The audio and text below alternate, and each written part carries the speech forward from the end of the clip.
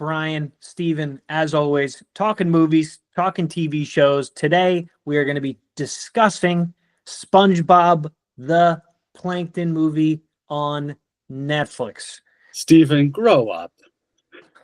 That is a valid statement, but also invalid because I love animated stuff. That's why I have to watch any new SpongeBob thing that comes out because I grew up season 1 and 2 in particular. If anybody cares, that I fell in love with. Actually, season 1 was the only season of SpongeBob to be hand done and not by computers.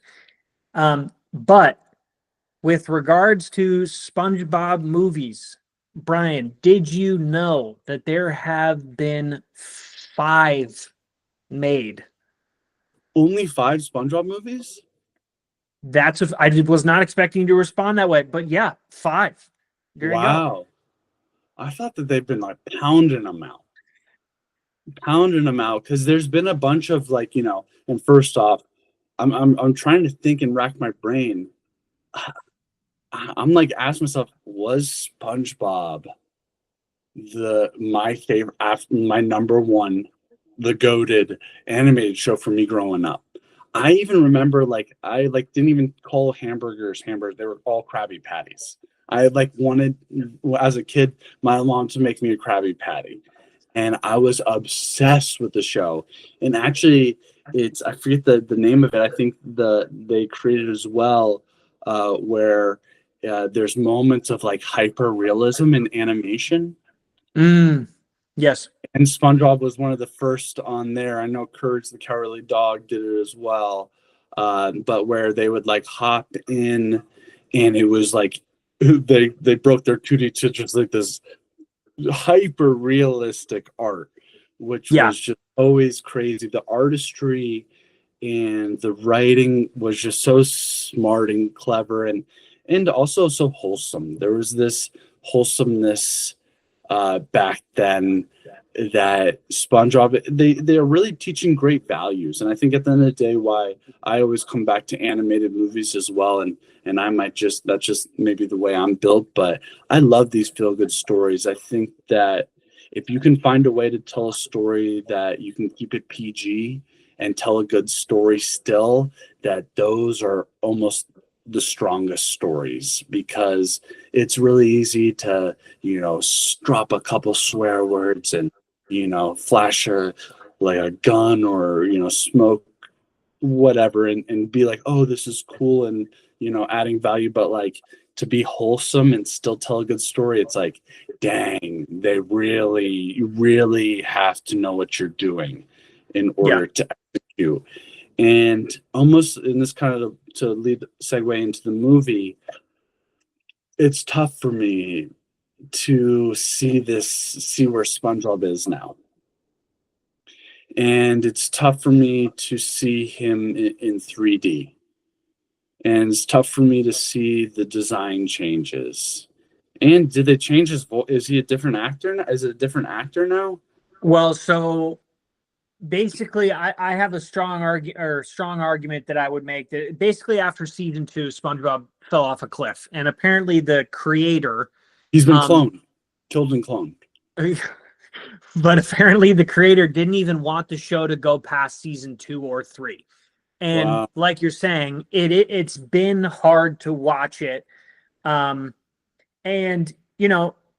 this is the 5th movie, so it's doing well. The kids still love SpongeBob. It's still talked about almost. Do they?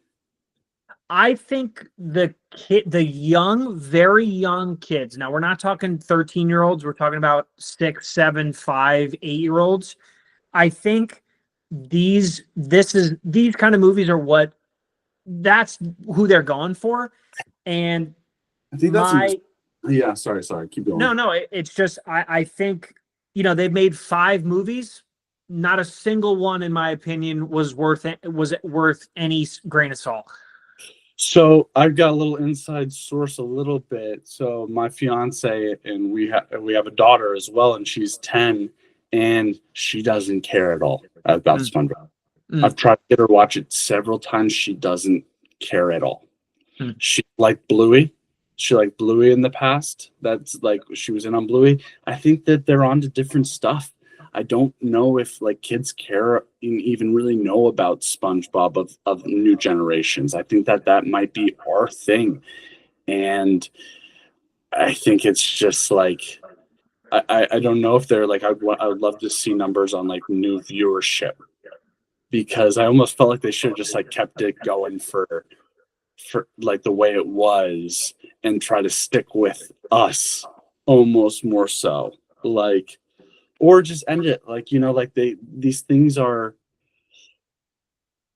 IPs and they're businesses and they stop becoming art and they're converted into businesses and business isn't art and what makes artwork doesn't make business work and what makes business work doesn't make artwork and there's only so much you can.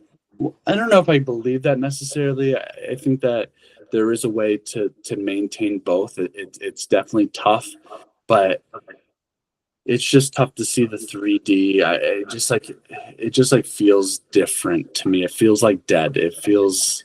Yeah, well, I think this might be the nail in the coffin, and if I just looked this up, so the last SpongeBob movie, which I watched as well, the Sandy Cheeks movie. So now this one's called the Plankton movie, right? It doesn't even feel like, but they So did it was Cheeks too. what? Oh yeah, So the thought it was last one was Cheeks as Cheeks. well. But in their opening weekend for this previous movie, they did 12.8 million viewers on Netflix in their opening weekend. So I think this is now becoming something that's for young kids. Yeah.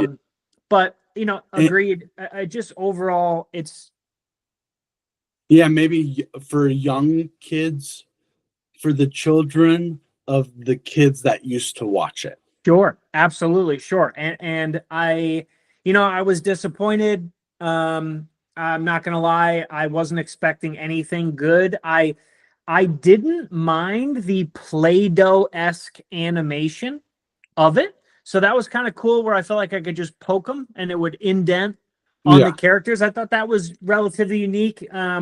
I thought they had a lot of well, obviously animated, but they had a lot of musical sequences that did different styles of animation within it. So, for instance, there was a musical number that looked like the old Disney cartoons. They did that. They did almost an anime style musical sequence as well. So artistically, there were some cool choices, but overall felt a little fragmented. I wasn't drawn to it at all. Yeah. It's just it's a little tough. It's a little tough. There's a lot of, such fond memories and just like the remembering of how the IP used to be in those first two seasons of SpongeBob and just watching it as a kid and just the memories that you develop and you grow with it. So it's really hard for me to separate from those memories and not feel bitter Yeah. towards watching. I'm one of those boomers now. You're like, it was better back in the day. But well, yeah, and it certainly was better. I don't think many people would have, frankly, take the other side to that. But rating 4 out of 10. yeah.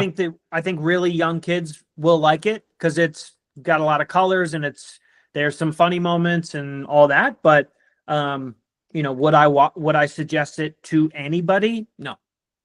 Yeah, would you be willing to admit to people that you've watched it? Or are you denying even that Yes. is bad? You're No. you're You know what? SpongeBob is always going to have a special place in my heart. I will watch the next one that comes out too. But maybe after that, no. I think we're done. so like maybe you'll tell your family, but you won't tell a stranger that you've Right. watched. Yeah. Or my girlfriend. I think Or I your want to girlfriend. keep that relationship going, Okay. Yes. Right. Yes. That's not good girlfriend points. And know, girlfriends are good to have. So, Yeah. but everyone, let us know what you think. If you've got a girlfriend, are you telling them, or a boyfriend, are you telling them that you watched the SpongeBob movie? And if you watched the SpongeBob movie growing up like we did, how do you feel about the state of SpongeBob and the recent developments and not so recent developments of their design change, moving from 2D to 3D, and everything else? But leave your comment, as always. We'd love to hear what you think. All opinions are welcome as always. We love you all. Until next time, that's us.